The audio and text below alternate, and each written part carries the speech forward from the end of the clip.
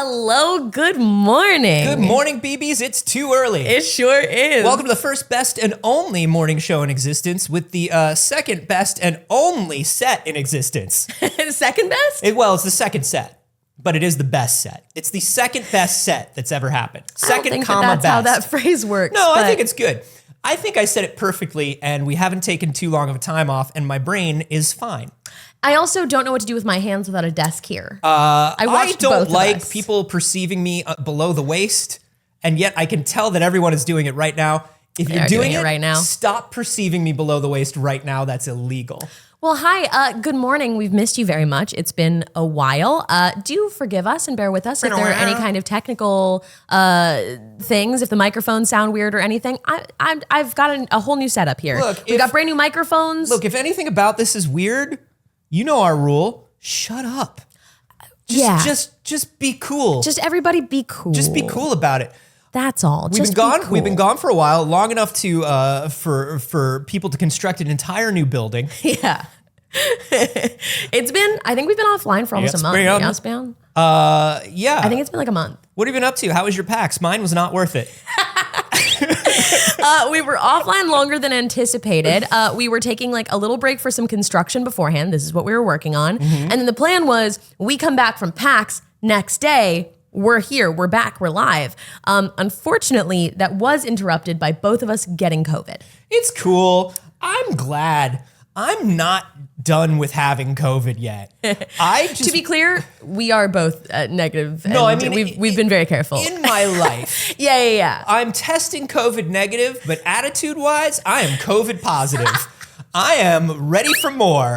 Don't say it. So much fun every time I've had COVID. You can't say There's that. definitely 2 times, but we think maybe 3, and my human body has not been forever changed by it in horrible ways. Yeah, my throat feels the same. Yeah. As it did in 2019. I breathe normally and well, and will continue to do so. I carry my inhaler the same amount.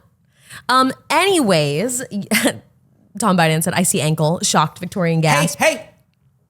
No, you don't. Being perceived. Not below the waist. You only see this one. Your other ankle's not in. No. Only if you bring it up. You're actually like actively choosing to display ankle. Please, Anthony. There's no context for those feet. Something else you'll notice is that our alerts pop up in the background. So when you do things, even like follow, subscribe. What's up, buddy? How do people sit in chairs? Go ahead and keep doing what you're doing. And I specifically bought chairs that I felt like would give us good posture. No, that's the thing is like you gotta, because look, I don't want to this is too inside baseball. I don't want to sacrifice our OPSEC or anything. But here's the deal with everybody you see sitting in a chair on camera ever. They're hating it. They're hating life. These are pretty good chairs. No, these are great because when you sit down and then you look at yourself on a camera, you realize when most of us sit, we kind of sit like this. And especially if you're sitting on a couch or something. Yeah. It's made for you to lounge in and it just makes you look like a goblin person on camera. You sit like a straight person. I, on the other hand, have to legally do the bisexual scrunch. See, now I do sit in these chairs. I'm definitely sitting like a straight person. And I don't want to co-opt your culture. Thank you. But I do have a tendency if a chair has an arm. Yeah. My one leg is up over the arm. Yes. I am one of those people. Oh yeah. Everyone notices Anthony. Yeah. I'm one of those people. Anthony sits in chairs ridiculously. Anyways, that's not what we should be talking about. No, what we should be talking about is all the amazing news. Well, actually first, we shouldn't talk about the news. Fuck the news. I'm over it anyway. Hey, less news, more COVID's what I'm saying. Give me just a second. If you'll just give me 1 second. Sure. You'll notice we're not pressing any buttons and things are happening this morning. There's a lot less buttons around us in general, which is how we're able to have multiple beverages and a tiny table. And that's because of the Spirit of Christ that runs this show. Or because of Alex in the tech booth. Also, Alex! Good morning, Alex. Alex, cut to Alex Cam. Good morning. Hello, it's me. I'm here. I'm very excited to be joining the PixelCircus crew and to be helping out with It's Too Early and to be up bright and shining and Very, very excited. I fully was over here excitedly basking like a proud You were parent. doing the mom thing. You were I did. I did this because I was just so excited. And then I did remember that we are also on camera in that shot. Yeah. I also forgot that we were on camera in that shot, and I started to check some things. You're just kind of down here in my corner. I was just so excited. Yes, Dagger has been promoted to executive producer. Yep. He will no longer be running the show. And listen, we're not going to say that Dagger wasn't running the show well. What we're going to say is Dagger's it was a well-oiled machine before. What we're going to say is that Dagger's not a nuts and bolts producer. Yeah. Dagger's more a big ideas producer. Yeah, he's more in the creative producer kind of side of it. I believe we've been calling him an executive producer. Oh, he just wandered onto the set. Yeah, he can just do that now. He walks by us all the time, but the cameras are usually so high you can't see him. So now, Come here, bud. maybe you'll get an occasional Where's cameo. Dagger? Where's a boy? Hi, my boy. I call him and he comes to Saige. That's basically the entire story of my life. He was a little afraid by all of the equipment. Yeah, there's a lot of changes. And now that we have the new setup, there's a little bit more space, and he feels a bit more free to walk back and forth. So you'll just see a pacing Pomeranian through most of the show. Yeah, how lovely. How lovely. I will say I did notice that we had a new producer when I called out, what do you want to drink? And I got 17 responses for From two both of people. us. Yeah. And I walked out with my arms like this. Yeah. I've got like at least 4 beverages right now. That's right. Yeah. That's right. It's Too Early is back and gayer than ever. That's right. BBs. Get used to it. We're back and our posture's great. Our posture is shockingly good, and there are so many bevies in the room. And they're hidden everywhere already. Yeah. That's the thing is we were like, we can't show them all. Gotta hide a little bevy pocket. I even did because we're on a professional new set. Like I took the label off my water bottle. Yeah, you don't want anybody knowing that's water. Listen, there's a strike and we're not promoting struck work. We're not promoting struck water. We're not promoting struck water, even though struck water has vitamins and minerals. And that's the reason I'm drinking a Dr. Pepper. And that's why I have a Dr. Pepper at 9 a.m. It's just because we're striking against the water. Hey, shut up. Let's get to the news. Okay. God, it's been a while since we've done any news. A We lot of big probably stuff. missed so much stuff. And to that I say, oh well. Oh, well. Forget about it all. Let's jump right into yesterday's big Apple event. Yeah, let's talk about Apple. Here's the thing. We are, I would call myself a recovering Apple fanboy. I would say that I'm not as I don't go as hard in the paint for platforms I love as I used to. And I don't expect magic from tech companies anymore. In a way that we used to. Yeah. But I do get excited for the big Apple events, mostly because that's where I know my next camera is coming from. I love my iPhone camera. Look, we are both iPhone people as day-to-day users. I won't even call myself a recovering Apple person. I am an Apple person, but I'm an Apple person with a healthy dose of skepticism. Yeah. I didn't used to be. I was an Apple fangirl. Like I came up taking apart and reconstructing Apple computers, the most inefficient way to learn how to build a computer. Yeah. Truly. Truly, because the inside of every Apple computer was like non-standard as hell. Yeah, it was non-standard, but it was before we went to things like one-piece aluminum bodies and like soldered shut Oh, there pieces. were Apple computers at that point in time were daughter boards on daughter boards on daughter boards. It was like they were using standard components, but in order to make them look pretty, they connected them together like not like Legos, because Legos are good. Like what's the spoke and wheel ones where you stick pickup sticks into like a wooden wheel? Oh God, yeah. What are those called? They're called Tinker Toys. Yes. The inside of old Apple computers was like Tinker Toys. Yeah, I could see that. But listen, we got to talk about all this good new stuff that they announced. Obviously, they've already put out their new laptops for the year. So this was all about, hey, we're going to see the phone, we're going to see the watch.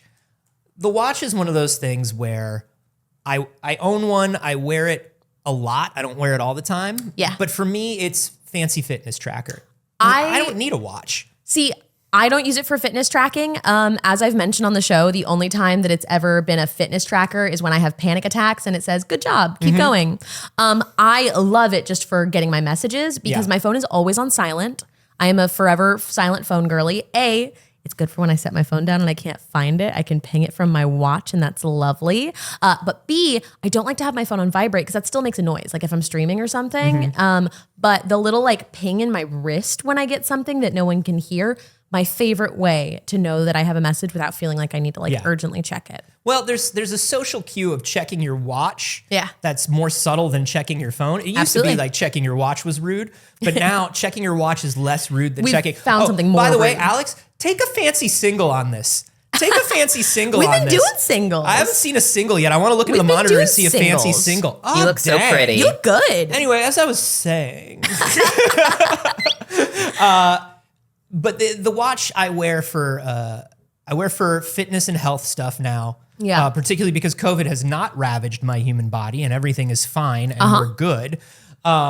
So cut away from the fancy single. Now I feel weird. Too much single? Too much fancy single. But also, because my body is normal and healthy post multiple times of COVID, my watch sometimes updates me to let me know just how good and perfect I am. Oh yeah? So that's why I wear it. Tells you you're a very good boy doing a very good job. Yeah, it's like, there's nothing wrong with you. And I'm like, thanks, watch. But they did announce something for the watch this time that I do really love. And it also shows how far we've come in terms of haptics and biofeedback. Yeah.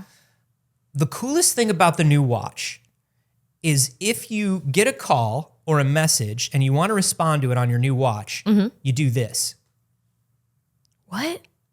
You do this. How? And it has accelerometers and the blood and skin sensors that it's using all the time.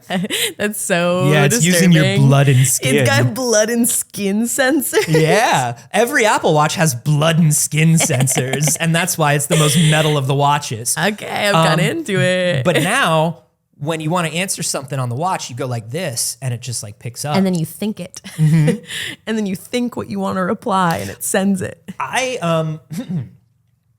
I have the cellular in my watch, Yeah. and it is kind of neat. Like if you don't want to carry a phone, you don't have to really. Why do you do that?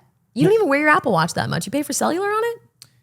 It's like an extra $5 a month. I should probably stop paying for it because I Yeah. never use it. But I'll tell you what. You know how many times I've walked out the door without my phone?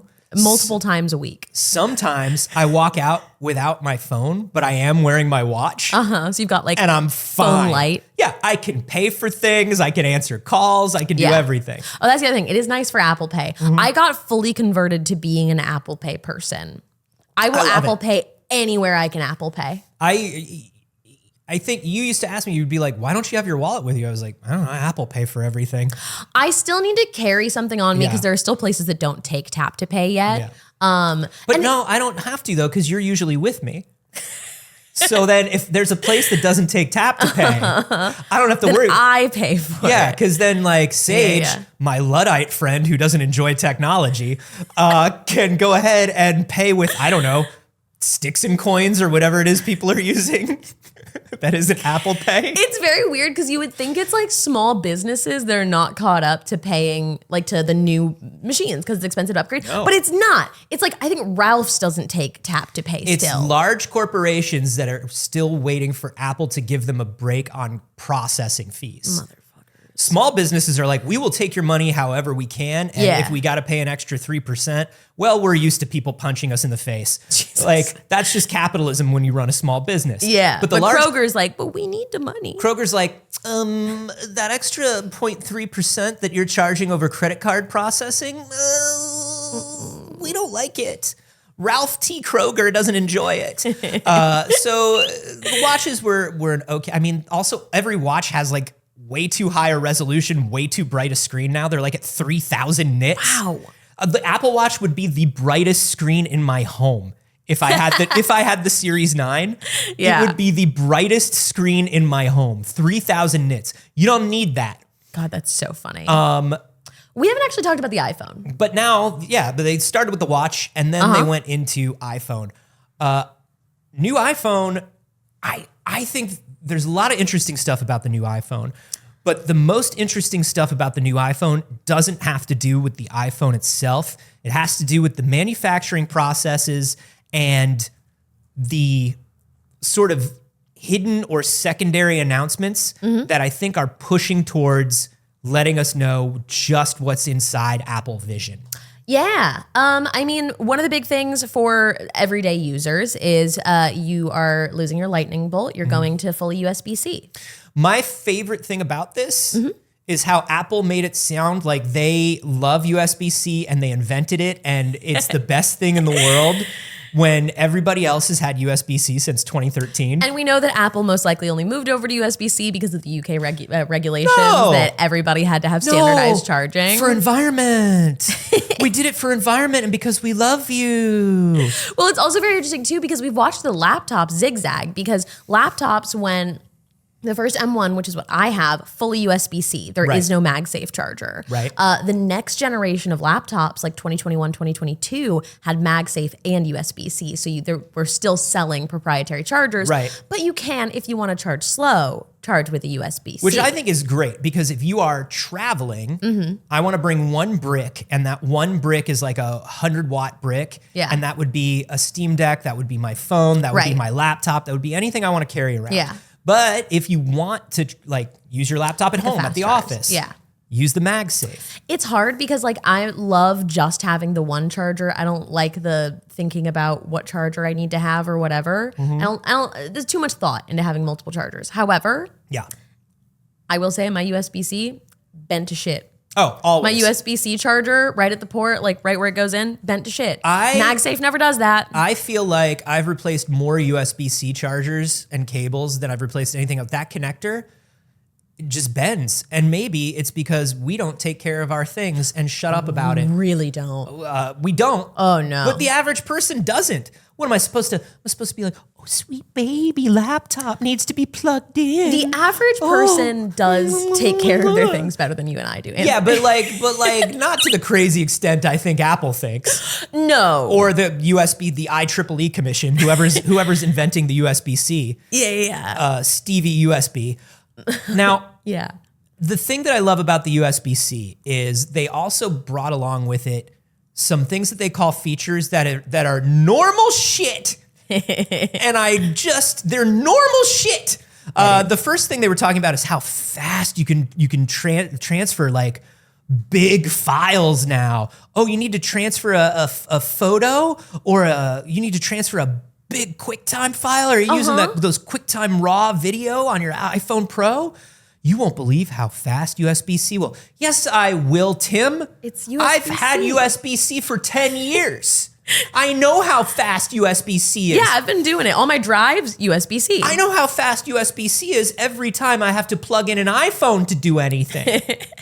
I remember how fast USB-C is, but I'm glad we have it. Very glad we have it. Happy to see standardized charging coming in. It's coming to everything as well. So like MagSafe things are going to have USB-C. The AirPods are going to have USB-C. Everything's going USB-C. You know what I found really strange? I was looking at articles yesterday, and I think it was an IGN article. Let me pull it up just to be sure. You mean the Imagine Games Network?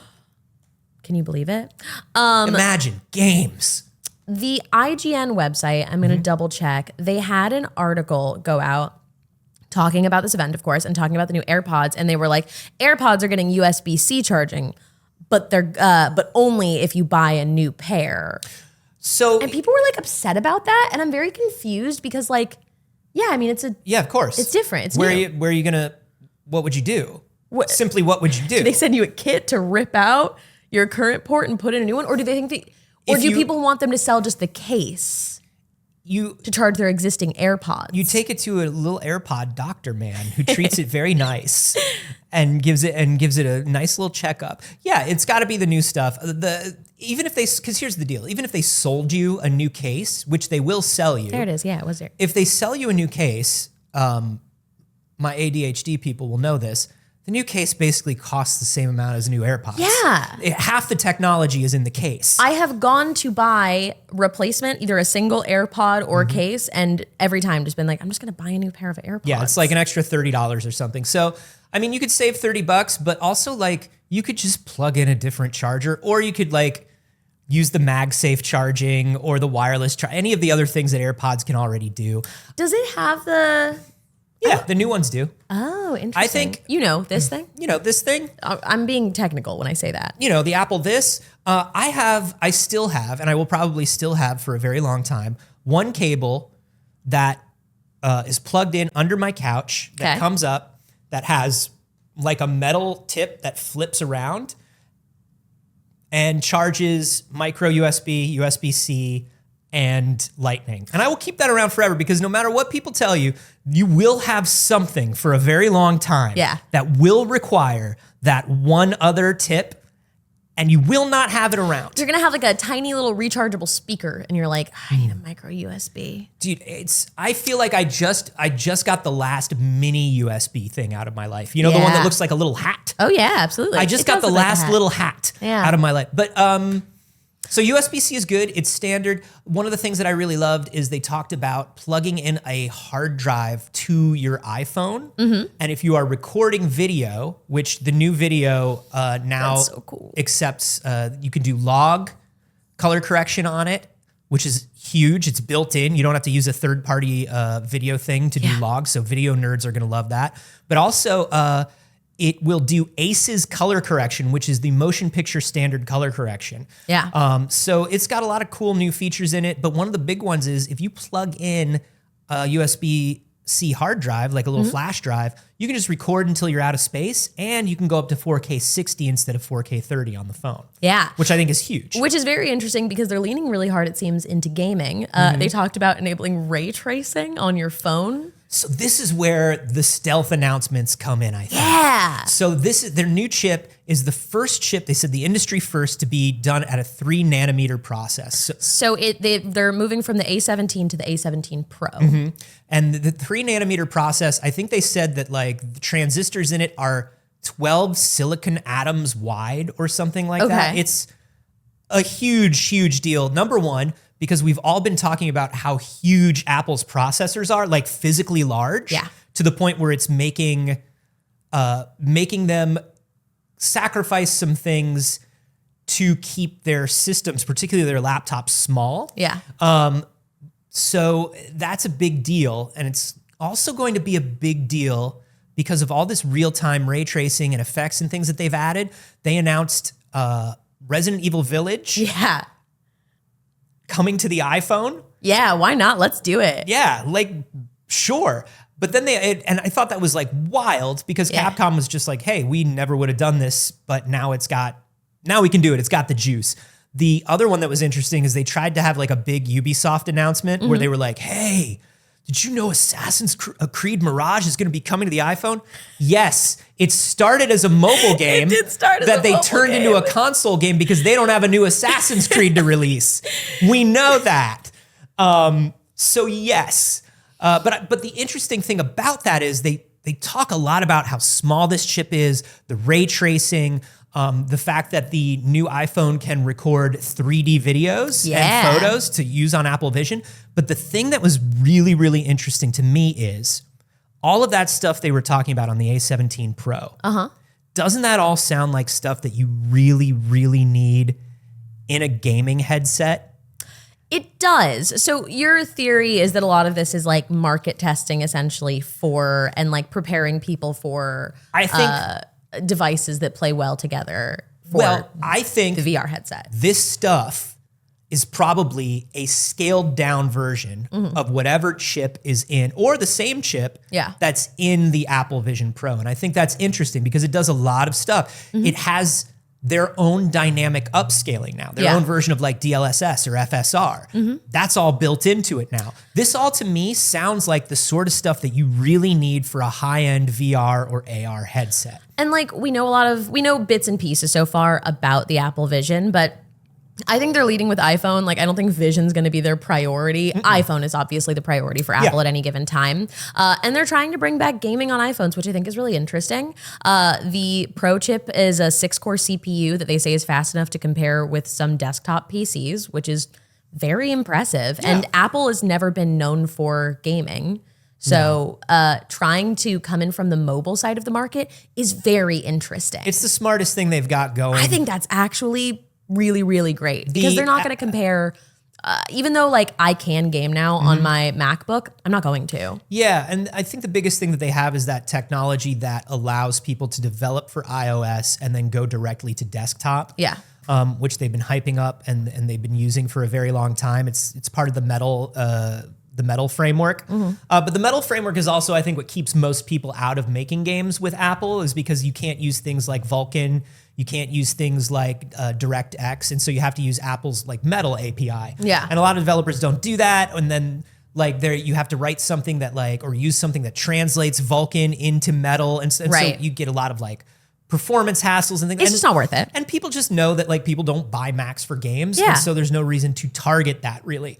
But I think with the mobile amount of audience that Apple Arcade has taken and Apple TV is starting to take. Yeah. I mean, think about this technology going into the next Apple TV box. And then all of a sudden your Apple TV box has ray tracing, an equivalent to DLSS or FSR, Yeah. these sorts of things. Like that's very interesting. I think Apple has a huge opportunity to capture the casual gamer. Absolutely. That doesn't want to buy a gaming device, but wants to game on the device they're buying anyways. And I think they have a huge percentage of that market already. I think what they need is the percentage of that market that is casual enough that they don't think too much about new consoles or video cards or things like that, but not so casual that when they're at home, they don't still pull out their phone. They want to pull out a controller or something, or do something on a big TV. And I think that's a smallish audience, but I think with that audience and the Apple Vision, I think they are primed to do some very interesting things in gaming. So the Apple event overall, I would say pretty good. I mean, the new colors for things were good. The new colors, we got to show the new colors. Yo. I want the pink iPhone so badly. But you know what my problem is? I'm a big iPhone girly. And they never give us a fun color big iPhone. I have this is the 13 Pro Max? 13 Pro No, I'm on the Max. 14 14 Pro Pro Max. Max, yeah. So I'm on the most recent generation. I'm on the 14 Pro Max. I love the size of it. I do so much work on my phone that I just don't want a smaller screen. Yeah. And I'm generally somebody that carries like a purse of some kind. So like the size of my phone doesn't particularly affect me because I don't keep it in a pocket because they don't give us pockets. Right. Like these don't even have pockets. Why would they? Why would they? What do you need that for? So it doesn't things matter. in? So I can Get have outta a here. big phone because it's going to go in my purse anyways. Yeah. I wish that they would put fun colors into the Pro stuff. I've always wished that. They made pastels, I know. Anthony. They're all pastel. They've made some ugly iPhone colors. They have made some absolutely hideous iPhone colors, but there's been a couple of really pretty ones. And they've done pink in the past as a rose gold, but not a pink pink. This is literally just a pastel pink. I genuinely texted her the moment they announced it, and I said, it's a real pink. And then I texted him and I was like, but does it come in the big boy? No, of course not. No, of course it doesn't. The big boy, you can get a serious corporate blue. That's what you can get. They're done. They're done even giving semi-fun colors to the big boy. Like, Why? so my Pro is the Pacific blue, which I like. My one before this was the when they made the forest green. Yeah. But it's like, nah, man. If you give me a neon fucking, but I'm just gonna put a case on it. It's It doesn't so matter. It weird doesn't though. matter. It's so fucking weird though, because like everyone I know who has the larger iPhone, girly pop. Yeah. The Pro Maxes are for the girlies. The Pro Max is not like they want to show you like the guy in the baseball cap with the brim unbent who's like a DP. They Yeah. always show that guy with the iPhone Pro It's like, Max. no, that guy wants the tiny pocket phone. Yeah. And you know it. That guy's got a mirrorless camera on him at all times. No, that guy has a Leica Q on him at all times, does. and he lets you know. Like he definitely lets you know that Yeah. he has a Leica Q on him at all times. It's like, oh, what are you carrying? Yeah, I carry a camera around too. Oh, this? Oh, this is Leica Q. I hate it. But anyway, cover my drink just hearing it. the new iPhones, the Pros start at $100 more than they used to start at, but they got rid of the 128 and they start at 256. All right. Which I still don't think Apple should be charging as much as they do for storage space, but it's same to me. Yeah, it's not much of a price hike realistically. So, yeah. So there you go. There's your consumer technology news. Very, very excited. It's so nice to see so many people coming in and being so nice about the new look and the new set. Yeah. Somebody said you. this is a Saved by the Bell ass set. And I said, saw that. Thank you. It made me smile. Thank you so I loved much. it. It is giving Saved by the Bell. In other big news, we should talk about, there is a Nintendo Direct announced for Thursday. I love that it's never on days we have shows or never feasible for us to cover it in time, but we will be covering it, of course, on Friday. What do you think? What do you think? You know, Obviously, everyone's looking out for the idea of a new console announcement. they're not gonna announce it. They're not gonna announce the Switch 2 until after holiday buying window this year. They're selling agree. too many Switches still. I agree. This is not a Wii U situation. They Right. don't need to let you know that the Switch is coming. Please don't forget about us. Yeah. This is keep buying the Switch. Yeah, still buy it for this holiday season. And then in January, we're Yep. gonna announce. I agree. The biggest rumor for this one is the potential of F-Zero, which a lot of people are taking to mean, oh, new F-Zero? No, there's Yeah. no new F-Zero coming. I would be shocked if there was a new F-Zero. Interesting. Nintendo has said 100,000 times they don't know what to do with F-Zero. Yeah. And F-Zero sells fewer and fewer copies every time they release a new one. Yeah, I mean, if you think about the target demographic primarily for a Switch, although it is broad, it's not really an F-Zero crowd these days. They've got some Mario. I hate saying this as an F-Zero fan, but they've got some Mario Kart tracks that feel pretty F-Zero these days. Yeah. It just about fills that niche for me, Yeah. and it's sad to say that. I anticipate we'll get a another look at Super Mario Wonder. Yep, they did say it's 40 minutes of mostly Switch games. Okay. They did not name one game. They did not call one out. People are still waiting to see Prime 4. Here's what Yeah. I'll tell you about Prime 4. Now that we know that people are seeing the Switch 2 behind closed doors, now that we know that dev kits are already going out, Yeah. here's what I'm going to tell you about Metroid Prime 4. Launch title. Yeah. I don't think that there's no new Zelda. I don't think the new Mario may not be launch window. They may still be working on it. I think Prime 4 is going to be a launch title, potentially a straddle title where it's like the Switch's last big hurrah. Yeah. But try it on the Switch 2. Because do you think Wonder will hit both too? Wonder may get re-released. I'm interested to see what will be backwards compatible with Switch 2. Yeah, because I think Wonder hits the Switch. It's the last Mario game on the Switch. I think so too. And then I agree. I think that they pretty quickly put out a version for the new console. Yeah, I think so. Based on these these Gamescom rumors that we heard, which Nintendo 100% leaked. Nintendo obviously leaked that Gamescom stuff. Come on. We get a rumor that at Gamescom, Nintendo is showing demos, but not just demos. They're showing the Matrix Awaken demo of Unreal 5 that was the demo they used to launch the Xbox Series X and the PS5. Nintendo wanted that leaked. Yeah, Nintendo's very intentional with information and very protective of it. And not to say there's never Nintendo leaks. There are definitely Nintendo leaks. But like Nintendo isn't going to be like, oh, when we said that, we didn't think that you would tell anyone. Oh no, that was secret just for you. Oh, man. Yeah, I think, and I've got a lot of thoughts on what those behind closed doors demos actually were. Yeah. But I think we're gonna get some indies, some double A's. They might have some surprises. They might have an update. Here's the thing: you can update us on things like Prime 4 without saying when Prime 4 is coming. Yeah. You could just be like, "This is Metroid Prime 4," boop boop boop boop boop, and then don't say the word Switch. Yeah. Just let people assume. But I don't know. I'm at a place now where I am very content with what I have on the Switch. Yeah. And I felt it after Gamescom, and particularly after those rumors. I felt it.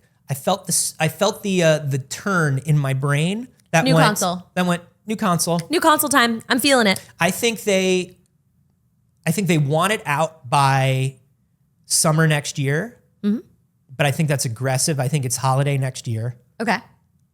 They might get it out. I mean, they love to have a spring or summer launch for their hardware. Oh, yeah. And I would love to see them make it, but that's so close at this point. A spring or summer launch is very helpful because usually the diehards buy it and then you get that huge second wave at holidays. Exactly. You don't have to just rely on the one. And if there's any kind of like shortages initially in stock, they can restock by holiday. Well, and it means they don't need, I mean, they'll have one big title and they'll be like, chew on this big title. Until holiday. Yeah, like 100%. Like Breath of the Wild. I think we're going to see a new Mario Kart for the new console. I think that it's going to take a while, but we are going to get a new Smash Bros.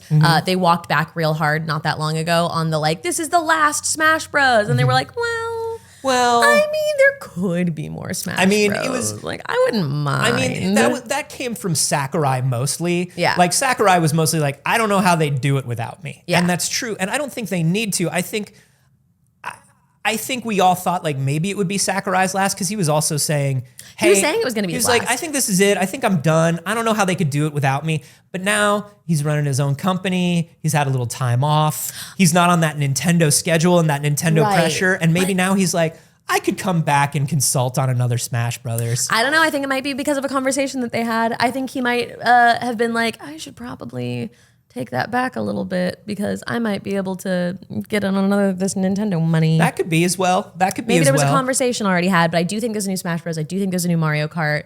Mario Kart? Yeah. Not just after they just released all that content? Yeah. You think there's a new Mario Kart? Not right away. I don't think it's a launch title. Okay. I don't think either of these are a launch title. We're talking about Switch 2. I'm talking about Switch 2. Okay, yeah. These are not tomorrow announcements and these are not launch titles. Okay. Could be a launch title for Switch 2, but I don't know. Yeah. I'm thinking holiday next year for either of those. There's definitely going to be one at holiday next year, and I'm going to say Mario Kart over Smash. I think Smash is a year 2 of Switch 2.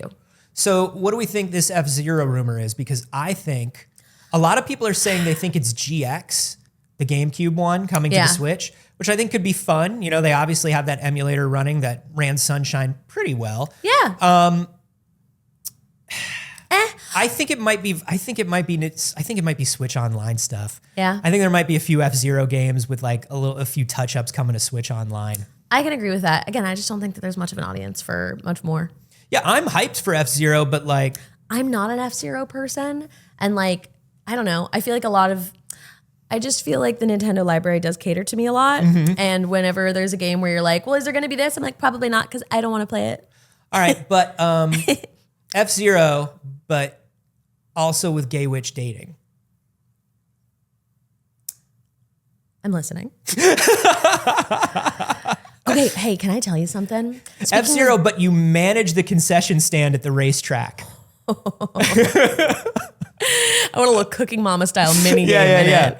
And you can watch the races. Nice. Yeah, I like it. Yeah, I like it. I don't care about racing. I downloaded Fae Farm. Oh, Fae Farm, the hit game from the PAX lanyards. It was like honestly PAX that did it, but like I play every farming sim. I love a farming sim. I am an easy sell for a farming sim. I like most of them. I can't name a farming sim that I've ever really been disappointed by. Sure. You get in and you're like, it's a farming sim. I'm having a great time. Do you even like the realistic, genuine farming simulators? I don't. Okay. No, I like a very cutesy farming sim. All right. I mean, my baseline is always going to be Harvest Moon forever and always. You like a resource management sort of like I like Euro strat game. I like a little story. I like a resource management. I like some story. I like some seasons. I like to run a if little I can business. get some story in my seasons. Yeah, I like a good story of seasons. Yeah. Is what I'm saying. What I'm saying is everything should be like story of seasons. But I also love something like a cozy grove. I love things like that. I've been really enjoying what I've seen of Palia. I download Fae Farm. Yeah. And they're like, hey, fairies and farming. Sure. I am the target. It's boring. It's boring. I had COVID. I was stuck in my house and I downloaded it and I couldn't get more than 30 minutes into that game without turning it off. That's there was just trick. nothing to it. There was absolutely nothing to it. And I know there will be more further in the game because I didn't get very far.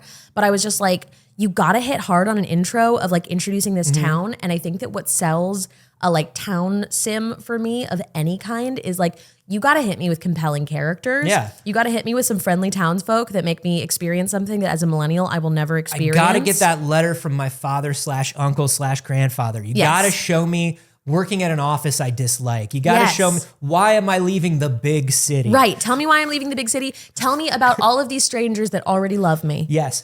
I think there's also a particular trick with that sort of game, which is we do all love that sort of game, but we all forget just that those are the mathiest of math games to ever math. Yeah. And a good one of those games obfuscates the amount of math. Absolutely. Hit me with a Dreamlight Valley. I come in, I'm responsible for saving the valley because everyone has forgotten how lovely it was. Yeah, not just in structure of story and narrative though, but also in like the actual mechanics of the farming and learning new things and getting rewarded and how complicated this stuff is. That's why I referenced Dreamlight Valley. I think that Dreamlight Valley was like incredible mechanics for a farming sim. It taught you how to cook crackers immediately. It taught you how to boil crackers. You boil crackers on the stove. Yes. Yeah. But like their actual mechanics are super, super nice for farming. The way that you can like hit multiple, it's like a bunch of fun little detail things that were great quality of life that a lot of farming sims don't have. Like I love Story of Seasons, but like it is, you're hitting it one plot at a time, you're doing your thing and that's fine. But like Disney Dreamlight Valley was like, you don't have to farm that much. It's okay. Yeah. You And that's great. You can if you want. It takes that, a lot of these new games take that Stardew Valley thing of like, yeah, it's a farming sim unless you'd like it to be a dungeon crawler. Yeah. Or unless you'd like it to be a visual novel. Yeah, unless like Cult of the Lamb, you know? So anyways, I was disappointed by Fae Farm. That's all. I was just gonna say it. I really, really wanted to love it. I was excited to love it. Didn't do anything. I just got in and the people in town were boring. And I was like, oh, well, okay. Well, free lanyard. Free lanyard. You were on the lanyards at PAX West. You weren't there for that. I'm sorry. Free lanyard. There was more though continuing from the Nintendo story because I want to talk about Pokemon. Pokemon. I've heard of them. So we're getting DLC, the teal mask for Scarlet and Violet. Yep. And we're getting some new Pokemon. Like new Pokemon. Like new? Like new Pokemon. Oh, hi, bud. Hey, are you just on cam? Are I love you that even? for you. He's like right at the very edge of it. Hi, my friend. Hi, sweet boy. Hi. We haven't been here in a few weeks and he really just missed doing the show. So Anthony, look at these with me. Okay. You're not gonna pull them up too? No, I can see it from here. Okay. We're sitting pretty close. So this is Ogrepon. Oh no. Okay. My thing opened and it zoomed in too much. Hold on. I come back. Okay. Ogrepon. Ogrepon. A lot going on. It looks like one of the tooth fairies from Hellboy 2. It looks like 3 Pokemon put together like this. Yeah, that's definitely one where they said we need a mean one. Yeah. We haven't had enough goth ones lately. Oh no. But it's not goth. Oh, you just wait. There's a goth one. Yeah. This one just has a lot of elements. I feel like they just keep adding shapes. Bit of a hat on a hat. And by Yeah. that I mean I can literally see an antenna on top of his hat. Yeah, that looks like a brow. hat, and then that looks like a hat, Yeah. and then there's that back there. A lot going on. Plus like a bow tie and wings. I don't know. Oh, Hey, that's a Don Bluth ass meow of a cat. And I love that sort of character. Is Okie dokie. I think. Yeah, it is. Because it could be like Doge. It's Dogi. Okidoji? It could be Okidoji. Yeah, but it's Okidogi. Okidogi just sounds so cute. Okidogi. I will say it does look a little bit. I always forget the name of the evolution of Litten that I hate. Oh, Incineroar. Incineroar. I will say I think it looks a lot like it would just hang out with Incineroar, just Sure. two dudes. Oh yeah, that's the Bebop and Rocksteady of the Pokemon universe. Yeah, it's just like it stands up. It's a little more I'm telling you, anthropomorphized and humanoid than that I like is- my Pokemon to be. That is a Don Bluth ass movie. That is a Mrs. Brisby and the Rats of Nim. That is an all dogs go to heaven style. There is a cute femme mouse that's trying to save a town, and that dog is standing in the way, but is not the ultimate villain. Right. That dog is just standing in the way. Yeah, I could see Probably it. swings a watch. I could see it like swinging a pocket watch. It's got like a leash thing, but it's also It's swinging its own leash. Become ungovernable. It's definitely a bad But guy like from a Don imagine Bluth. because now you can see your Pokemon walking next to you. So this thing's gonna be bigger than you. This is the kind of Pokemon that's for sure bigger than you. Yeah. So it's standing up there and its leash is just like next to you and you're not holding it. Saige, here's my take. it's a real tiny one. Yeah. Here's my take. Little one. If this is a little guy, I'm so back in. I want him to come right up to the hip. Comes out just like, what are you looking at? Yeah. I want it to be as wide as it is tall. Yeah. A little square. That's a square of a mon. I like it. Good mon. Okay. This is Monkey Dory. Okay. Real chill guy. Are they all wearing are these like dojo? Because the leash looks the same. This is Are a they similar from shape to the leash. These are all Paldea region. Yeah. So I guess this is their take on what Paldean Pokemon look well, like. because it's all like the teal mask is like, isn't that the one that's like wrestling or luchador related? And I would have to fact check I would that. have to fact check that, but then it would make sense if they were all kind of wearing like the headbands or belts of a dojo or You know, something. this is a great time. Alex, will you fact check us? Yo! Yes, We I have it in will. person. Bow, bow, bow, bow, bow, bow. Alex, will you fact check and tell Will you us take a look at what the teal mask is about? What is the teal mask about? And then also, if you have a moment, bring up the trailer for Batman Mask of the Phantasm. No, don't do that. While Don't we're do talking that about part. masks, You don't have to do everything, we Anthony should says. watch the trailer Okay. for Batman Mask We of the Phantasm. absolutely shouldn't and can't and won't do that. Some days We I will wake not be up doing that. and I think that that's the best Batman movie. Are those the only new Pokemons? No. Let's take a look at what that monkey's like. That's a sad monkey. Yes, that was I think he's a chill monkey. I think he looks like he's having a good time. Oh, he is chill. You're He's right. really chill. Pheasantipity. I love it. We're having fun with names in Paldea. I love it. Pheasantipity. I love it. That's a fancy bird. It does Yeah. have that same kind of like little loops thing that we saw on the leash, that we saw on the headpiece. I love these. I love these fancy eyelashes we're getting here. Legendary burbs. So I cute. love any burb that looks like a, it also has like the vibe of like sort of Asian folklore, like gods as birds, like the heron, yeah. the crane, things like that. It's cool. Look at Diplin. Okay, Diplin fucks. So Diplin is the new evolution of Applin, which looks very comparable but not dipped. I fucking love Diplin.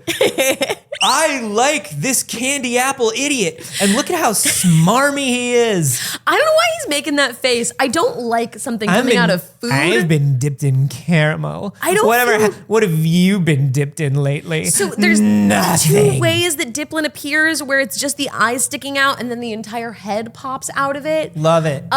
Retreat into the dip. The tail weirds me out. No, love it. The tail weirds me Tail's out. great. Perfect Pokemon. 10 out of 10 Pokemon. Give me the weird apple Pokemon. Now this one is called Poltergeist. Is that a tap dancing ghost? So it's described like a matcha tea or a boba, perhaps. That's a little lid on it. And it is a ghost Comes type. with its own whisk, but looks like it has a little vaudeville hat and cane for dancing. Exactly. It looks like it has some kind of little like spatula situation. Listen, Diplin and Poltergeist. Poltergeist. That's the best named Pokemon of all time. Poltergeist. I wish I thought of Poltergeist. I wish that was my username. Honestly, I regret that I didn't make that my Twitch username. I should have been a Poltergeist. Honestly, I'm It's just disappointed. fun to say. I think less of you. You should. I do. Poltergeist. Poltergeist. Like, I don't know. I just want to say it in my faux Boston / New York / Audrey from Little Shop of Horrors accent. You're Audrey / Janine Melnitz Poltergeist? / Harley voice. Right. Poltergeist. Poltergeist. Like, it's just, I love it. I love that little guy so Hey. much. These are good Pokemons. These are really good Pokemon. Hey, so, did they say anything about any tech or quality of life updates? Nope. Or no? Okay, cool. so they also have a bunch of returning Pokemon, like a bunch of returning Pokemon that are being added to the Paldea region. Great. We're getting a bunch of familiar friends coming back from previous iterations. Love They're it. not going to be Paldea region like unique in the way that a lot of the time they update existing Pokemon to be specific to that region. These are just going to be available for you to catch if you've gotten bored of the game and you want to catch more. Game Freak's got a lot on their plate, and they clearly cannot keep up with it. Stop asking them for new shit. If you if you need them to redesign, don't. They gave us Poltergeist. What more do you need? Like they've got time for those 5. They have 3 teams working on 40 games at all times Yeah. at Game Freak, and none of them are ever done. Nope. Just please, somebody think of Game Freak. Good mons. Really good. I I've think got so. We'll your probably get. details on Kitakami. Okay, tell us about it. What's the teal mask about? Okay, excellent. So apparently it is based on Mount Iwaki, which means God's home, and it features a large mountain that can be scaled. Okay. So those do sort of look like shrine-ish, like temple-ish sort Yeah. of affectations. Could the people hear that? Yeah. Great. That's awesome. Great. Yeah, you will be Making sure I don't have to You'll be taking a school say anything trip back then. to a festival, going to the land of Kitakami, where a great mountain towers over everyone. Yes. People live at its base, and it's a place of tranquil natural expanses, rice paddies, apple orchards. That's what they are. Yeah. They're Street the headbands vendors. from festivals and from shrines. Yeah, Okay. that cool. makes sense. Love it. That's so cool. I love the Paldea region. I do too. They just added. Now we all know Pokemon Go is back. It's back in a big way. He says this at least once a month, and he isn't even playing it. We know that it's back in a big way, and you we know, playing? the Paldea Pokemon just dropped in it. I've got a Quaxley that walks around with me now. That's all I've ever wanted. You started playing again at PAX. Mm-hmm. I think of it as the place where they gave out free Fey Farm lanyards and COVID. I was going to say, I think of it as giving out COVID. Yeah. But, I started playing again. I'm only going in for like 5-10 minutes a day because a friend of the show, Trish Hirschberger, her son plays Pokemon and he doesn't have enough Pokemon Go friends. And so I do trades and gifts with him every day. it's really cute. It's really adorable. And we were getting really into Pokemon Go at the dinner table. So yeah, good Pokemon, good Nintendo stuff. I would imagine you could fill probably about 15-20 minutes of that 40-minute direct just with Pokemon stuff. They're probably not going to need to announce anything. But they already announced all this Pokemon Yeah, but stuff. they'll show us more. Do you think so? Yeah, here's the new Pokemon in action. I think we get one trailer for the teal mask. I think that consumes maybe less than 3 minutes of it, because I'm sure we'll get a little bit of like gameplay of the exploration. And the rest of it's probably like a sequel to Rusty's Real Deal Baseball. Yeah, probably. That's probably it. Hey, if you've been keeping track of big video games over the last couple weeks, you've probably noticed that we have gone into the Starfield, Saige. Now, when I say we, I mean we as in you people, not we as in me and Saige, because I have yet to start up I can't. Starfield. It's so much. Why did it come out so close to Baldur's Gate? Here's the thing. There are people that are done with Baldur's Gate, Anthony. The 1, 2, 3 of Tears of the Kingdom into Baldur's Gate into Starfield has simply left me with guilt and shame and games that I will never come back to. So stressful. I'm still in fucking chapter 1 of Baldur's Gate. I'm in chapter 1 of Baldur's Gate. The second Starfield dropped, I made peace with the fact that I will never see the end of Baldur's Gate 3. I knew I was going to never see That's the end. it. I don't finish games. That's I'm just it. going to be honest with myself. It's very rare I finish a game. Who has time for that? But I'm still in Act 1. I wanted to be further. I'm nowhere. I'm like nowhere in it. I played you it like did 3 character times. creation. I played it like 3 times.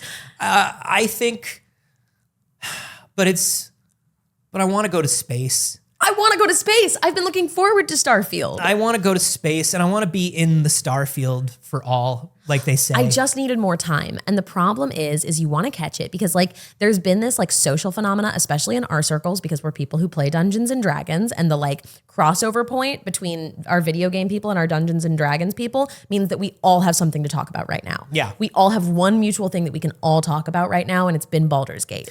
And now it's moving on to Starfield and I don't know what to do because I was already behind on the Baldur's Gate. Can't keep up. But here's the thing with the Starfield. People are, number one, mostly loving it. Yeah. People are saying that it's broken sort of in ways that we enjoy and not in ways like Jeff was telling me when we were talking on We Have Concerns. He was telling me that he was talking to somebody who was casually leaning on a table and her body just started sliding away from the table as they were talking. And Jeff was like, okay, all right. Okay, so you're just gonna, all right. I love that kind of stuff. I hope they never fix it. I hope they never fix it either. I like how dumb and broken Bethesda games can be. And I think a lot of people feel the same way. Someday we should go through and we should do our favorite video game glitches of all time. We absolutely should.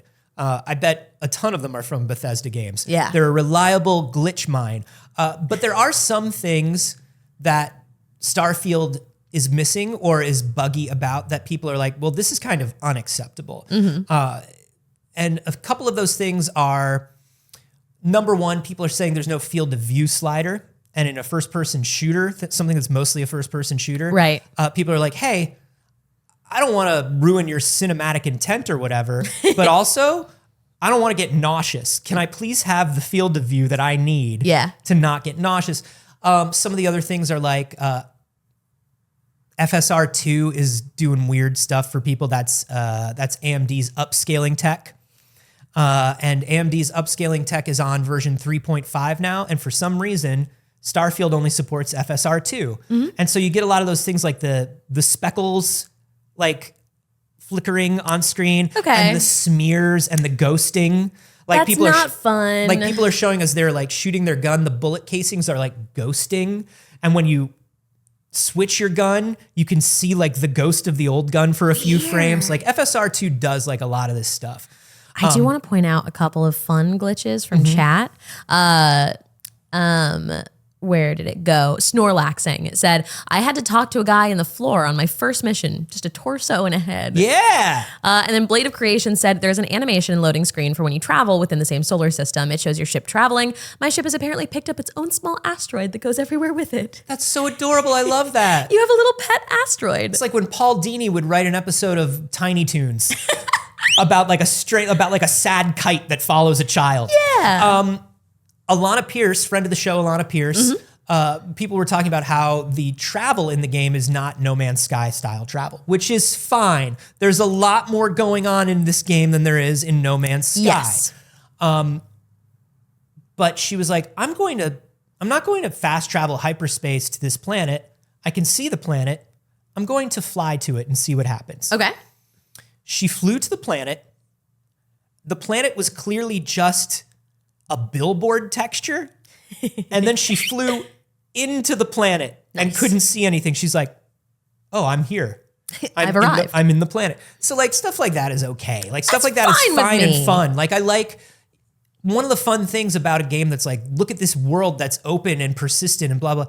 I like poking at it. I love liked, it. I liked frog hopping up the mountains in wow. What is the name of the game that we all love that Bethesda made? Skyrim. Did you forget about Skyrim? Listen, COVID brain is back in a big way, and I have been losing words. Skyrim. Yes. You know how you would just hop up the mountains in Skyrim? You'd be like, oh, it wants me to go around these mountains. I love Skyrim. And the top of the mountain, Skyrim glitches. top of the mountain would be 2 polygons. You'd be like on the movie set Disneyland top of the mountain where you're like, this mountain's clearly only 50 feet high. Right. Yeah.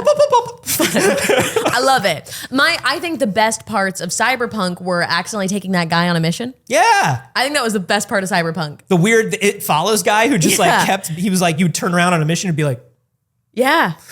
I love that. I think that was the best part of Cyberpunk.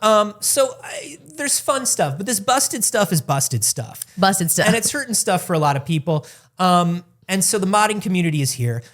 Bethesda has been very pro mod for most of their time. Yeah, they've already announced that next year they'll be enabling complete official mod support in Starfield, which is great. You know, a lot of people make total conversion mods or just add functionality and things to Bethesda games that are a lot of fun. And they've always been very good about that, unlike other publishers. We'll see what the Microsoft of it all means now. Yeah. That they've been a Microsoft company for a little while. Yeah. But I think one of these new mods is going to really test their patience. And this is a DLSS mod that was created by an independent developer. Now, in theory, if you just say it like that, it's like, okay, well, they would prefer you do things that are a little more about like making the game fun and silly, but it's a great quality of life improvement for a lot of people playing the game. And they've always been good about that, things like field of view and stuff like that. Now, here's what's up. DLSS is not in Starfield. A lot of people if you have an NVIDIA card, you want DLSS because DLSS right now is fucking better than FSR. It's just better in a lot of ways. FSR 3 and 3.5 are like basically there. Yeah. But DLSS 3 is magical. And Starfield was announced and marketed. There was clearly some money that changed hands that said, this is an AMD first title. We have somebody from AMD that's on the team with us. They're in the office all the time, helping us out. We have a direct line to their technology. All this stuff sounds great. Yeah. Especially because AMD makes FSR available to everyone, not just, whereas NVIDIA is like DLSS is just for us. Now, here's the problem. That's very cool. Love to see somebody on the team optimizing it specifically for it. I'm a multi-PC person, and I have an NVIDIA and I have an AMD PC. Yeah, it's great. Except that Starfield has come out. It is one version of FSR behind. It's FSR 2, not FSR 3. And there doesn't seem to be any custom functionality. Now, when you look at how the FSR problems are affecting people, like it looks smeary and weird in some places. You can turn it off if you have a big boy enough video card. And I do. People are like, she has the biggest of the big boy video. I just need everyone to remember. Yeah, just remember that Saige owns a 4090, everybody. Thank you. So somebody was like, I'm going to patch DLSS into this, and everything about DLSS works. It's DLSS 3. It doesn't just do all of the upscaling. It also does the new AI frame generation. So if you have a fourth gen RTX card like you do, it will just effectively double your frames. Yeah. Which is wild. And everybody was like, yes, they're saving us. They did it. Lanky Dragoon in the live studio audience said, easily worth it, getting at least 30 more frames per second on average. That's stellar.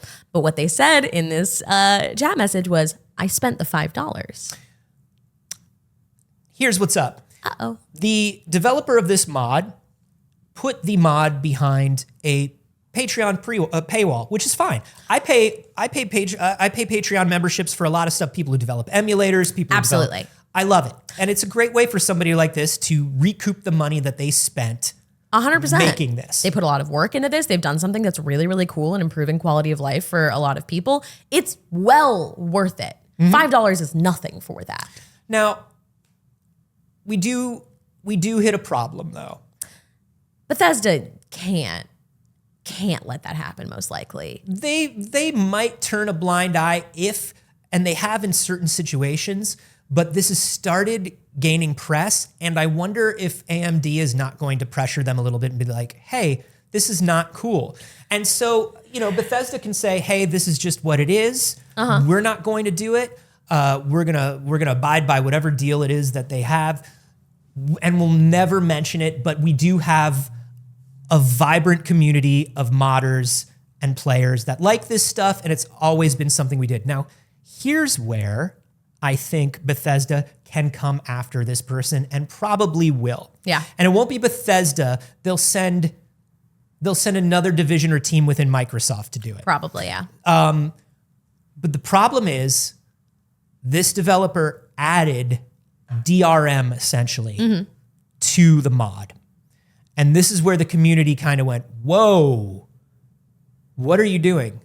You're running DRM that I don't know on my system? That's very strange. In the PC modding community? Yeah, it's very against the values and vibes of the modding community, which is very interesting. Do we know anything in the past from this particular modder? There's nothing else on their Patreon, right? No, I don't know anything else about it. This is Pure Dark is the name of the modder. Okay, they did DLSS for Red Dead Redemption as well. Okay. Interesting. They did that mod. Okay, great. I'm just very curious, just because I'm like, are you coming in hot with your first release with a DRM on it?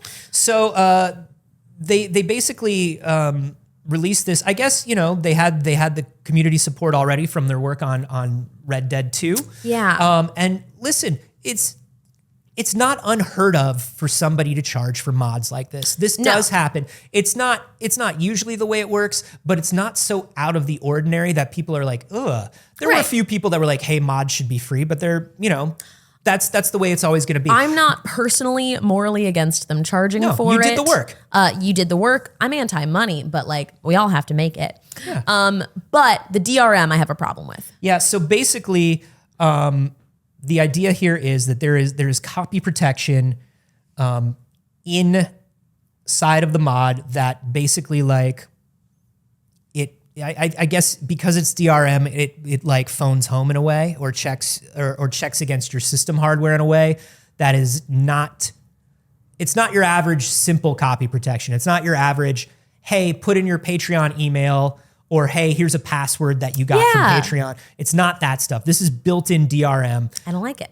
We get mad when big developers do it. Yeah. And now you're trusting somebody who has created a mod that's supposed to be within the community. I don't like it, and I imagine that you're gonna piss off all sides then. Well, it's already been cracked. Yeah. Which I don't think people would have done. I think if they had kept it Patreon only. And just been like, look, it's $5 and you don't need to pay monthly. It was one of those things where like you sign up to my Patreon, pay me $5, you get a link to the thing. It's your thing forever. Yes. You don't have to keep supporting me for $5 a month. No, great. Love that. If they had kept it that way, I think there would have been a few people who like gave the mod to a friend or something. But I think as a whole, the modding and PC gaming community in that way would have been like, I'm going to buy this once I have the $5. Yeah. I'm not gonna, I don't need to steal. 100%. I don't need to steal from the little guy. Yeah. Once you put DRM in, it messes with people's brains, and you give them the brain worms, and then they say, "Well, we have to ruin this person." Yeah. Yeah, I'm worried for them. We have to ruin this person. So they've already cracked it, and I hope. What I really hope is that this developer kind of sees what they did and takes a step back in their next thing, or removes it from this thing and goes like, hey, just support me. That's all you need to do. Yeah. The live studio audience has been investigating. C. Dandino asked, did they put a DRM on the Red Dead mod? And Alex looked it up and said, yes, they did. Alex and Mrs. Reaper's in the chat. A little quick check. And here's why we didn't know that. Red Dead Redemption 2 is boring. I don't like cowboy games. It's a boring cowboy game. I'm sorry. We've talked about it a lot. Yeah. We've talked about it a lot. Red Dead is not for me. Look, I have very me reasons for not liking Red Dead. I also have very me reasons for not liking Red Dead. Which sort of brings us to what we wanted to talk about today, which is this thing that was going around on Reddit that I absolutely loved. It is a question, and it's just, what is the pettiest reason you ever disliked or jumped out of a game? Oh my God. And I have so many. So many. I was a game critic for 5 years. No, I was a game critic for like almost 10 years. Yeah. I simply can tell within 30 seconds whether I'm going to like a game or not. Yeah. And I can't turn off critic brain. Here's my big one. Yeah. I quit Stardew Valley because the people in the town were not immediately nice enough to me. I remember you telling me that. And I'm still upset about it. Yeah. I remember saying, I was like, but they're strangers and they're not unfriendly. You just have to. No, they are unfriendly. You just have to I think they're rude. I think they're rude as hell. I think they are rude as hell. And you come in and you're trying to like, especially if you come from a Harvest Moon background. Well, that's where what everybody's I was like, about to we're say. so glad you're here and we love you. You come or from there's the- like a mean guy. You come from a bit of a marshmallow Stardew or a marshmallow background. Stardew exists because of Harvest Moon. Yeah. Harvest Moon comes from the same background, Stardew Valley comes from the same background I do. So get it together. For me, I have so many, but I will go into a little bit of detail about Red Dead. Red Dead 2, I immediately tried to climb a ladder.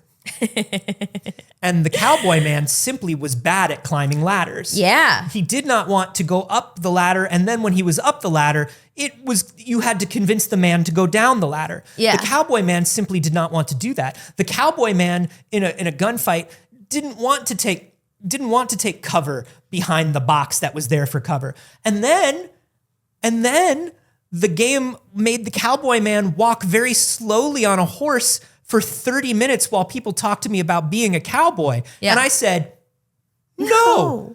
I said, I just paid $60 for this and it's gone. Because I know that I cannot, once it happens in my brain, I'm just like, I can't go back to this game. Yeah, the glass shatters. Yeah, That's it. Because I'm not a critic anymore. And critic me would be like, I have to power through. I hate this I have to give it a fair chance. But I'm putting this intro aside because, blah, blah, blah. No. Regular me is like, how dare? You're telling me that the people who made the strippers dance like this didn't make a good ladder climb sequence? Super weird. Whoa. Super weird. Some of the big ones. The top one on this from Reddit is good. It's like, I bought into the early access of a game that billed itself as a semi-open world zombie shooter with base building mechanics and a deep crafting system. It later decided to pivot to something completely different, and I have yet to touch it since, as I feel they took my money and instead of fixing the issues people had with it, just made a different game instead. This little-known indie game is Fortnite. I was like, that's not petty. No. That's very reasonable. And you're right. Fortnite is a completely different game. When I downloaded Fortnite, it was a zombie survival game. It was completely different. It was the horde mode. That was the thing.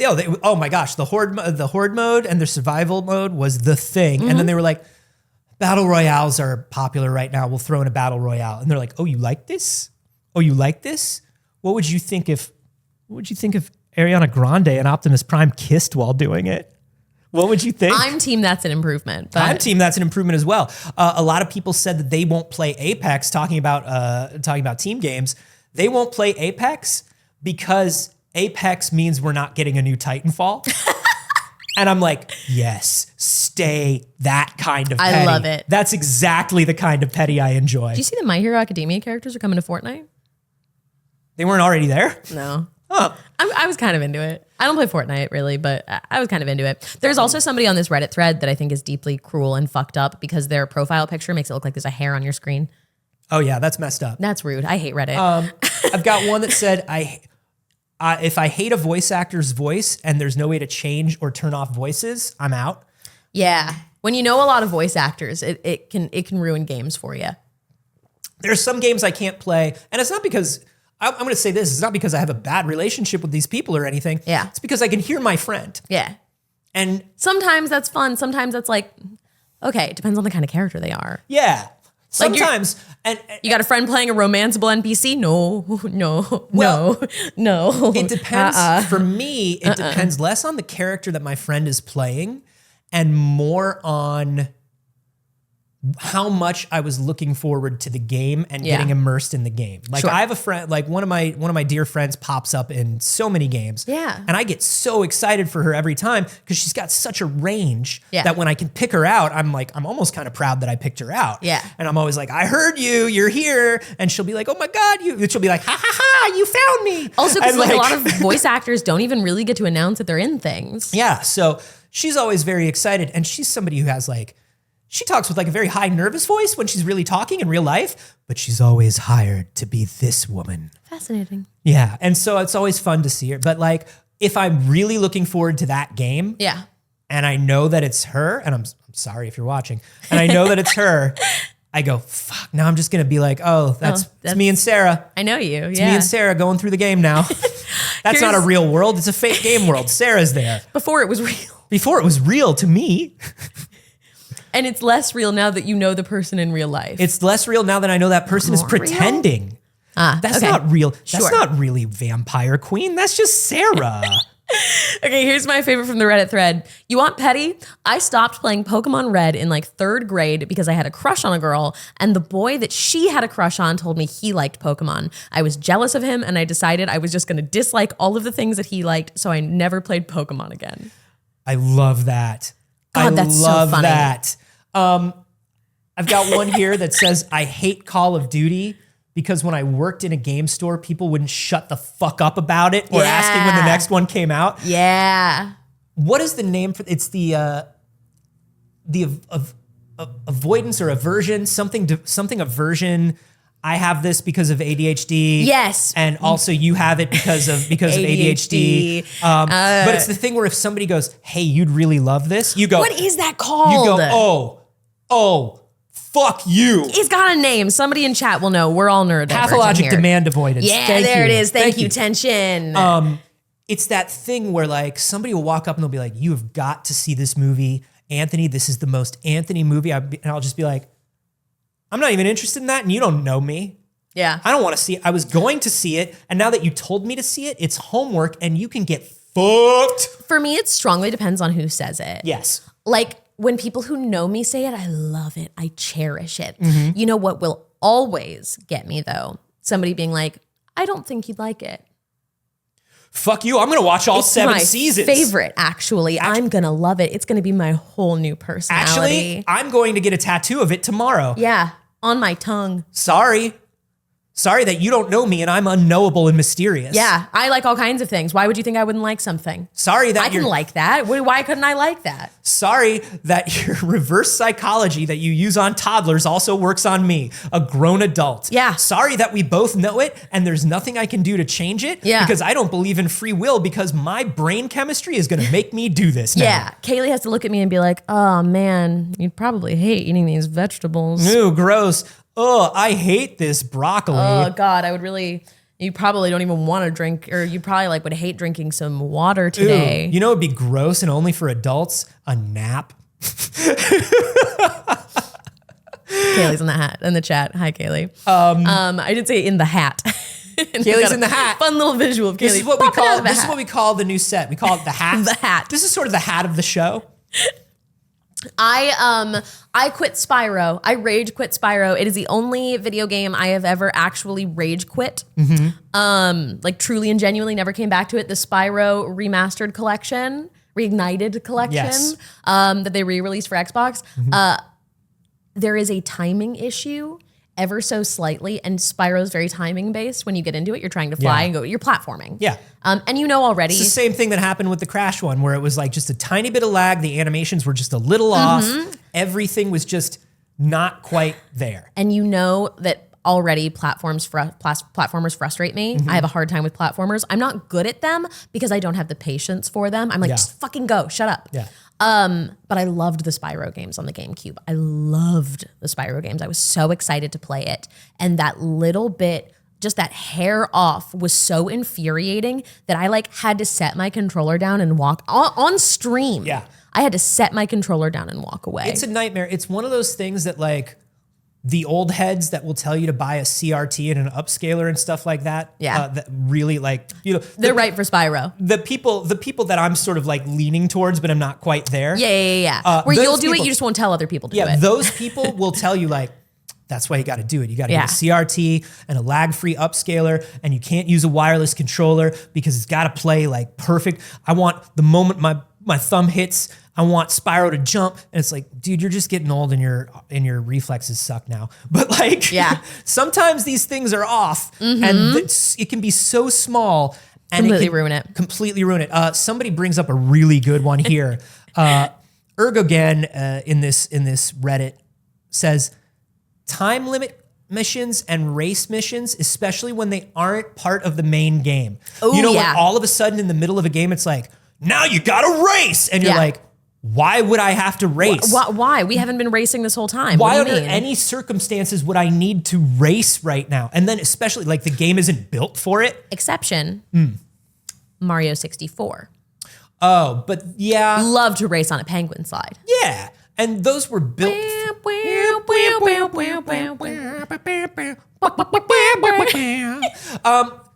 But those were also like built specifically for that, and they work really well. Yeah. There are games where they just, somebody else in Reddit brings up there's a thing in Horizon where all of a sudden there's a thing where you have to hunt faster than somebody else, and it's never been a thing in the game, and it happens like once, and you're like, no, Yeah. that's not, no, I don't care about that. Resident Evil 2 Remastered. I quit Resident Evil 2 Remastered once the like timing kicked in. I'd been fucking around in a police station for days. I've been taking my time, and now all of a sudden I am being actively pursued, and there is a timer on how long I can take to do every little annoying puzzle. Awful.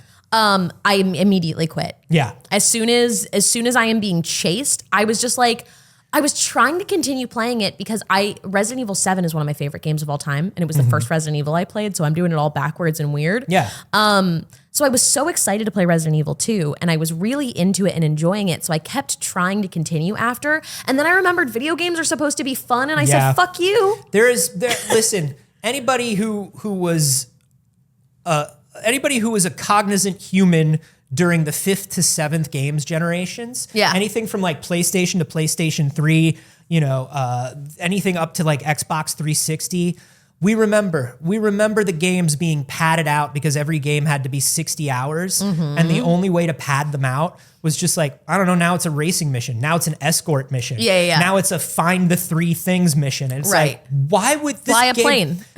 What? Fly a plane. I'm a You have to go through the rings. No, I'm a raccoon. Go through the rings. That doesn't even have a jump. I roll. What are you doing? Yeah, get in this plane. Get in the plane. Fly it. Fly it, raccoon.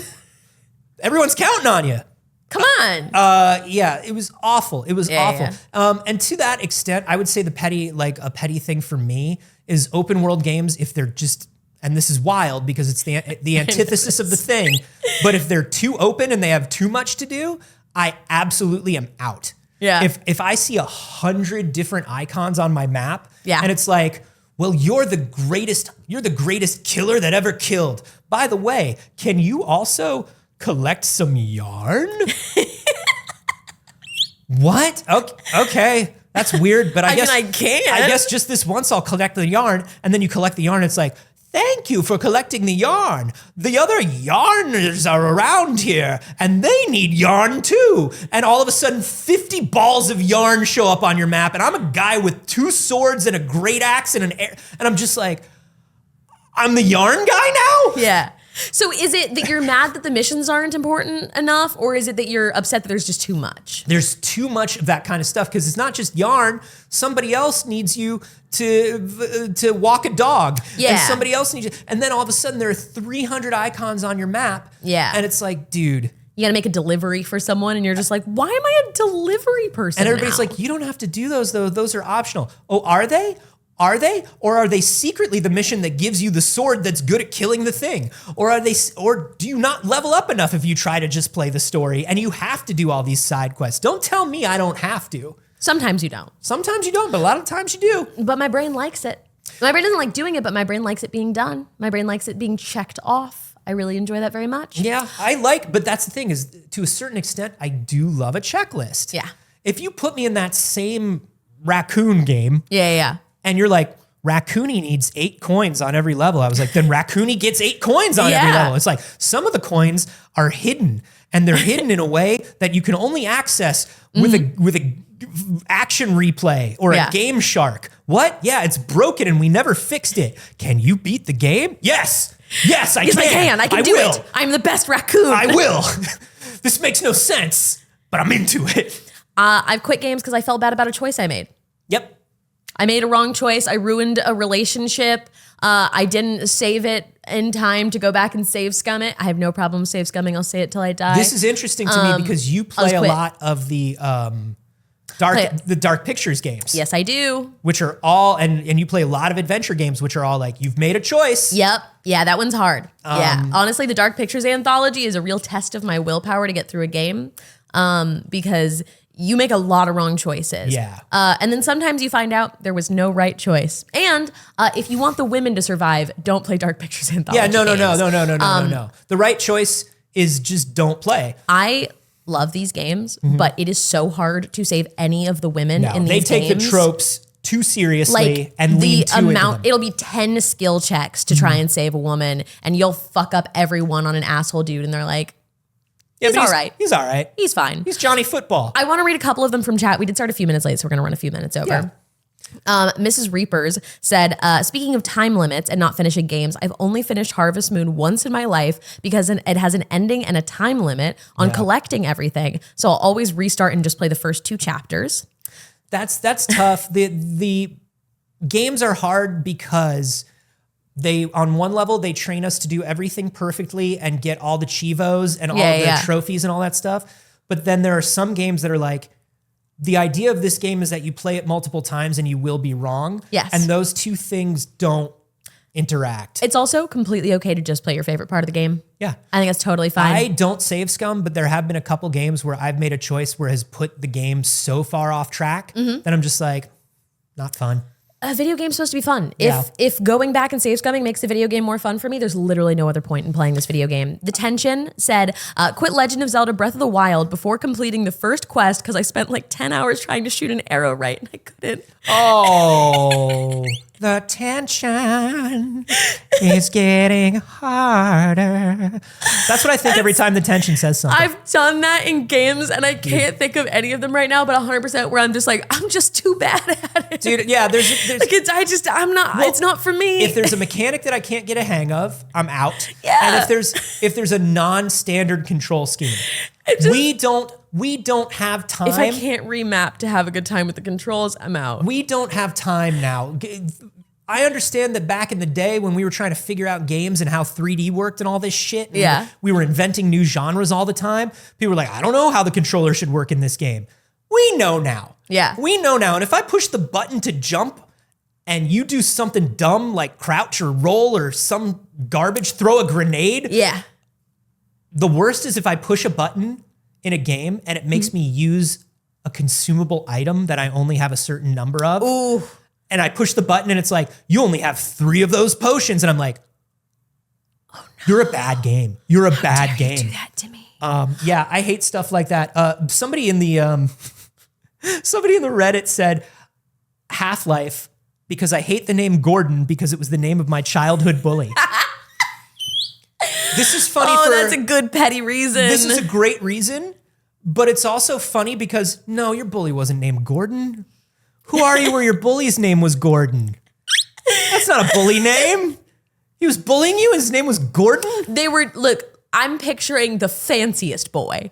Oh, Gordon. Like that was the fanciest bully. Oh. That was a private school bully. Gordon walked in with opera glasses to make fun of you. Yeah. Pinky's up, Gordon. Yeah, Gordon had the little frills at the bottom of his sleeves. Yeah, Gordon wears a watch in the first grade. How did Gordon how is that your bully, bud? I'm so sorry. Yeah. I'm so sorry. I've got a fun fact for you. Gordon is the 925th most popular boy's name. Wow. Does make top 1,000, but very low. I would put it there because I would struggle to name 1,000 names. What's 924? Yeah. What's one more popular than Gordon? What beat Gordon? Searching. Thank you. 924. What happened is Alex got there by looking for Gordon. Yeah. Not popular names. I know. And now I know. Now it's an additional search. The only 2 Gordons I know changed their names. Sting, the musical genius, and Alf, the alien that eats cats. People were referencing Gordon Ramsay. We forgot about Gordon Ramsay existing, who is very mean. He's Not to mean. children. He's mean in America, but nice in England. Did you not know this? I didn't know it. They make him be meaner in America because American audiences didn't like it when he wasn't mean. Fascinating. The British versions of his shows are not mean like that. Abria says, wait, who the fuck is this? Is that a new voice? Alex, can we see you? Yeah. Hi, I'm Alex again. Just for those who tuned in late. Not just Alex again, but consistently. Yeah. Yes. Will continue to be Alex. Alex again consistently is the full name. Yeah, exactly. It's a first, hyphenate. middle, and last. It's a hyphenate. So for those who have joined us late, hi, good morning. Welcome to the new setup. We're trying something new with It's Too Early, which is Anthony and I not pressing all of the wrong buttons during the show. So Alex is Which pressing never the buttons happened, back but just there. in case it ever did. In case Just you in ever case. pressed a wrong button, it's nice to have that backup. So Alex is running all of the tech on the show today and also got a doing lot of things like buttons. fact checking for us and Yeah. finding out what the 900 and something, I've already forgotten the number because I don't. Apparently impossible to find because it's just telling me about like the 1900s. No, it's done. Wow. Okay. Well, there is no name more popular than Gordon. Then I don't believe it. Nope. There are a couple. I love this because within this Reddit thread, people are contradicting each other immediately with equally popular comments. One person is like, can't play a Soulsborne game because of the lack of a reliable jump mechanic. And then somebody says, I have a friend who won't play any game where you jump. Just doesn't like to jump. Do you know what I hate? I hate an ineffectual jump. Yeah. I hate one of those like realistic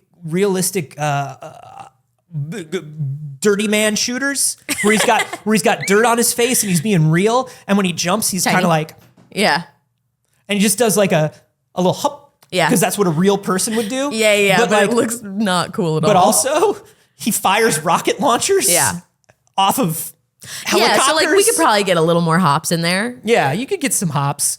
You get some. Oh, somebody said in Dying Light 2, all the zombies leveled up after the game ends. So instead of post-game power fantasy, everything got harder. And I got so mad about that. Yeah. That's interesting. I always think of New Game Plus as keep all your stuff, but everything does get harder. Yeah. I do hate games where there's sliding difficulty. Particularly, there were some RPGs, JRPGs that used to do this, where as your characters leveled up, everything in the world would level up in a sort of proportional way. Yeah. And I'm like, what's the point? You know what I mean? Like, why am I leveling up then? And if they get that balance wrong in particular, it's just like, this just feels like the more I work hard, the more you punish me. Yeah, like it needs to be that I continue to have to struggle a little bit. Like I have to feel like I accomplished something. It has to challenge me. But it has to feel possible. I need to not get so powerful that it doesn't matter anymore, but I need it to not just get so powerful that I'm like, well, I've put all these hours in, I'm not feeling like I'm getting any better at this. It needs to remain a video game. It needs to remain challenging but fun. Right. It's so weird.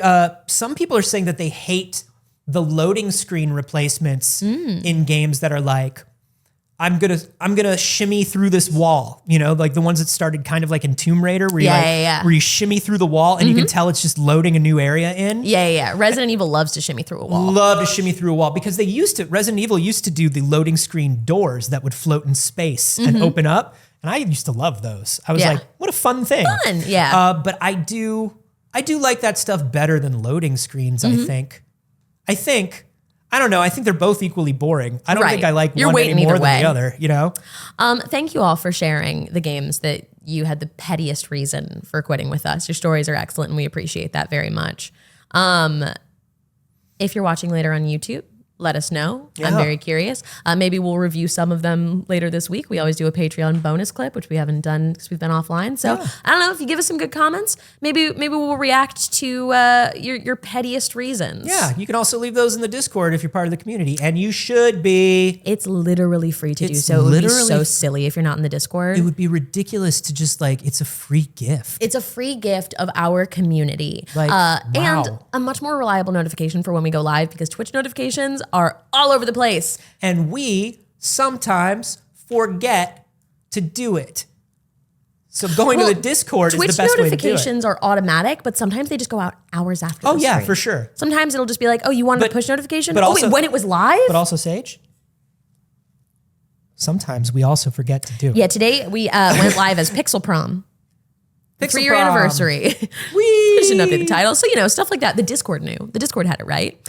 I'm going to be posting a lot of behind the scenes stuff of building our new set on the Patreon this week. So that'll be cool. You can join that. That's at patreon.com/PixelCircus. We've had alerts popping up behind us during the show today, which is pretty fun. We also have this nifty goal behind both of us that runs throughout the month, and it helps us to do things like eat. And that is how Anthony and I make any money for doing this show. Like it all. So thank you very much. It's very cool of you, and we appreciate it very much. That is available as a link in the chat if you want to support us directly.